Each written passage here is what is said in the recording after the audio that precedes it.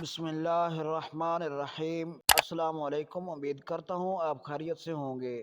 آج ہمارا ویڈیو کا ٹاپک ہے پیچھے اس امام کے۔ میں ایک دن سوچ رہا تھا کہ آخر پیچھے اس امام کے اس کا مطلب عوام کیا سمجھتی ہے، تو میری سمجھ میں جو آیا اسے جان کر آپ حیران ہو جائیں گے۔ اگر ہماری یہ ویڈیو اچھی لگے تو ہمارے چینل کو سبسکرائب کریں، یہ آپ کی طرف سے پیار ہوتا ہے۔ چلیے ویڈیو کی طرف۔ پیچھے اس امام کے یعنی اس امام کے پیچھے پڑ جاؤ۔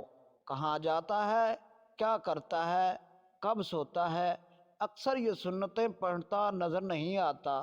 اس سے پہلے کہاں نماز پڑھتا تھا، وہاں سے کیوں نکالا گیا، اب وہاں کیوں جاتا ہے، فلاں سے کیوں بات کرتا ہے، نمازیوں کے ساتھ کیوں بیٹھتا ہے، نمازی بالخصوص نوجوان اس سے ملنے کیوں آتے ہیں، اس کے پاس موبائل کون سا ہے، گاڑی بہت تیز چلاتا ہے، اس کے پاس گاڑی کہاں سے آ گئی، کھا کھا کر موٹا ہو گیا ہے، جب آیا تھا تو پتلا تھا، اس کو چربی چڑھ گئی ہے، یہ بازار مارکیٹ کیوں جاتا ہے، اگر محفل میلاد جلسہ پروگرام میں یا کسی ضروری کام سے چلا جائے تو کہاں جاتا ہے۔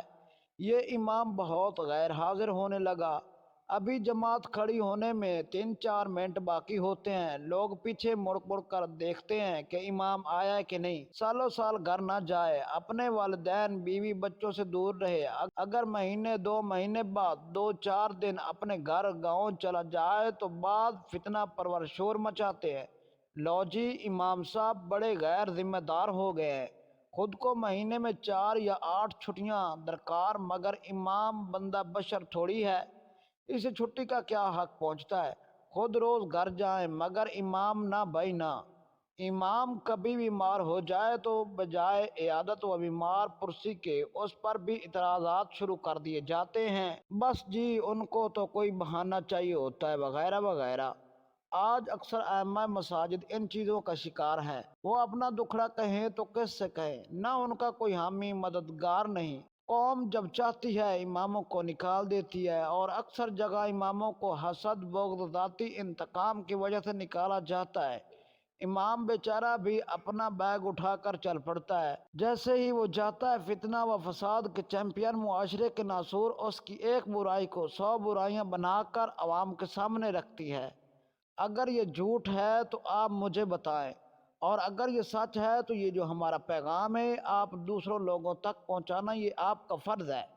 ہمارا ایک مطالبہ ہے کہ اماموں کی ایک تنظیم ہونی چاہیے، یا ایسا نظام ہونا چاہیے کہ کسی امام صاحب کے متعلق بجائے خود فیصلہ کرنے کے مستند دارالافتاء سے رہنمائی لی جائے، اور بعض لوگوں کی مسجدوں میں قائم خود ساختہ اجارات داری ختم ہونی چاہیے، تاکہ ذاتی انتقام اور بغض و عناد کے دروازے بند کیے جا سکیں۔